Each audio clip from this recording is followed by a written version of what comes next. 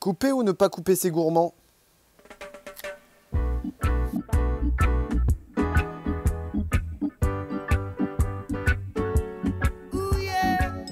Salut les amis, c'est The Prof d'Ortie. On va travailler sur une question particulière, c'est couper, ne pas couper ses gourmands de ses pieds de tomates. Alors ici on est dans la serre, on a un climat qui est assez favorable, donc je répète, donc ici on est au nord de Loire et notamment dans la région Hauts-de-France. Et justement le fait d'avoir des tomates dans cette région, ça peut être parfois difficile quand on a une météo qui est défavorable. Ici depuis quelques temps, les jours sont assez favorables, on a du chaud, on a un ensoleillement qui est quasiment parfait. Et nos tomates se développent. Et justement, donc en regardant ces tomates, on a des pieds qui sont à la fois foisonnants, qui sont en train de se développer, qui font quasiment 2 mètres, 2,50 m de haut et qui vont encore continuer. La question que l'on se pose, c'est est-ce qu'il faut supprimer donc les gourmands? Personnellement, j'utilise les deux méthodes. Alors, pourquoi? Je vais supprimer des gourmands sur certains pieds pour faciliter, par exemple, le passage, pour faciliter la mise en place sur la hauteur et non sur la largeur. Ça, c'est la première chose. Cependant, il y a d'autres pieds, parce qu'en fonction des différentes tomates que l'on va avoir, certains pieds se développent moins que d'autres. Et du coup, on va peut-être supprimer les gourmands de ceux-là ou ne pas les supprimer en fonction déjà de la variété que vous avez. Donc ici, on a environ une quarantaine de variétés différentes avec justement des stades tous différents au niveau de nos pieds de tomates. Je prends par exemple celle-ci. Donc celle-ci, elle a un port un peu, je ne vais pas dire fastigié, mais un peu plus fastigié. Le port fastigié, c'est un port qui va être plutôt droit. Donc celle-ci se développe moins sur les bourgeons axillaires, comme celui-ci par exemple, ou celui-ci. Donc là ici, ce qu'on peut dire sur ce pied, c'est qu'on va conserver donc sa mise à fruit, par le biais de garder les fleurs, en supprimant ici la partie apicale, donc la tête de nos ramifications secondaires, pour développer ici une pousse sur la hauteur.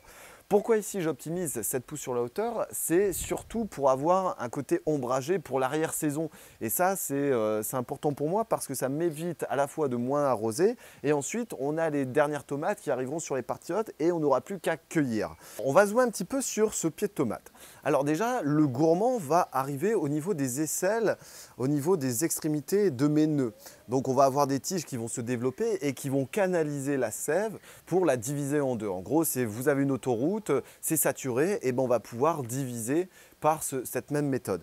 Donc là ici, en réfléchissant bien, donc on va pouvoir concentrer la sève sur un point donné. Et donc là, je peux lui dire, ben voilà, tu vas te développer sur ta partie apicale, donc la tête de ma plante ici, de mon pied de tomate, ou alors je vais pouvoir faire des bifurcations, c'est-à-dire augmenter donc l'esprit foisonnant de notre végétal. Ça, c'est la première chose. Ensuite, on va faire attention parce que le fait de supprimer des gourmands va intensifier donc le passage de la sève sur un point donné et va vous permettre d'avoir des récoltes un peu plus avancées, un peu plus grosses, mais en quantité un petit peu réduite. Donc là, c'est à vous de faire la part des choses. Ensuite, le fait de supprimer des gourmands, si vous le faites mal, vous allez peut-être engendrer des maladies et notamment le mildiou parce que ça va faire une entrée des virus et des bactéries pour notre pied de tomate. Donc ça, il va falloir le faire délicatement et proprement. Donc là ici, alors déjà je vois ici qu'il y a un petit tutorage à faire. Donc on va tutorer. Voilà. Ensuite là, bon, on voit les différentes grappes. Donc là, c'est un très bon pied qui nous donne une bonne dizaine de grappes sur l'année avec des tomates de calibre moyen mais très bonnes et qui sont assez précoces. Donc ça m'intéresse beaucoup. Et là, je regarde un petit peu les périphéries. Ici, j'ai un gourmand qui s'est développé sur le côté. Il est trop tard pour le supprimer entièrement ici, mais là, c'est pas grave. Ce qu'on va faire, c'est on va arrêter la montée de sève sur celui-ci pour optimiser sur la hauteur. Donc là, ici, on va regarder un petit peu. Là, ici, en regardant bien, vous avez les fleurs. Donc, les fleurs, c'est ce qui va me donner les tomates. Donc, ça, on va le conserver. Ici, j'ai donc l'apex secondaire qui, lui, va me donner de la feuille, qui va prendre et qui va tirer de la sève. Donc, cette partie-là, on va la supprimer. Voilà. Ensuite, là, ici, ce côté-là est bon. On continue notre visite. Et là, je regarde, j'ai un second gourmand sur un gourmand déjà. Donc, celui-ci, on va le pincer. Hop. Et là, ça suffira. Là, ici, c'est pareil. Hop, on va supprimer donc tous les bourgeons secondaires jusqu'à obtenir ici donc nos tomates qui vont grossir. En plus, elles seront bien exposées à la lumière. Et là, on va continuer notre visite. Donc là, ici, je vous parle d'un pied que l'on va ici supprimer les gourmands. Là, ici, je regarde devant. Là, ici, j'ai des fleurs. Donc les fleurs, enfin mes boutons, je les laisse. Par contre, je supprime la partie végétative. Hop, là, c'est bon. On continue notre visite. Là, ici, j'ai un autre gourmand, regardez. Donc là, ici, on va le supprimer, on va le pincer. Voilà. C'est assez important de faire le pincement sur des tiges qui sont assez jeunes. Ça vous facilite la tâche, ça vous permet de travailler en évitant d'avoir des maladies et des attaques de parasites sur notre pied de tomate. Donc là, ici, dans l'ensemble, c'est pas trop mal. Là, on voit quelques tomates rouges et on va laisser donc se développer. Donc là, ici, on est sur une tomate moyenne. On va partir maintenant sur une tomate un peu plus fantaisie, qui est la tomate poire, qui, elle, est une tomate cerise et qui foisonne vraiment de manière exceptionnelle. On va regarder ici cette tomate poire qui est déjà bien avancée et qui, justement, foisonne de petits gourmands. Et ces gourmands-là, on va les laisser. Premièrement, parce qu'elle est assez isolée. Donc, elle est bloquée contre un mur réfractaire et tout se développe parfaitement. On va regarder, on a différentes grappes de tomates qui apparaissent un peu partout et la plante n'a pas été pincée. On voit son port est un peu plus étalé. Donc, au niveau tomate, donc ici pour la cerise, personnellement je ne pince absolument pas, ou alors c'est juste une pince pour optimiser donc des éclaircissages sur d'autres tomates comme celle qui pourrait se situer derrière, ou les melons qu'il y a juste derrière le mur. Donc là ici on va regarder un petit peu, j'ai différents gourmands qui vont se développer sur toute la saison, donc ici jusqu'en quasiment décembre. Si c'est comme l'année dernière, ça sera parfait. Donc là, on regarde, on a différentes floraisons. Au niveau floraison, on a différentes grappes également qui sont apparues. On n'a pas de problème de développement et pourtant, tous les excroissances, tous les gourmands sont laissés et le développement du pied est vraiment très très joli. Donc, ici, si vous avez un cas comme ça et que vous voulez plutôt l'étoffer, c'est-à-dire avoir une plante qui soit plutôt basse que haute, vous allez supprimer forcément toutes les parties apicales pour le faire développer sur le côté. Ça s'appelle donc le pincement. Le pincement va favoriser les axes secondaires parce que vous avez justement coupé l'axe principal de circulation de sève et donc la sève va s'étaler sur toutes les périphéries et le végétal va réagir en justement donc démarrant sur les autres côtés.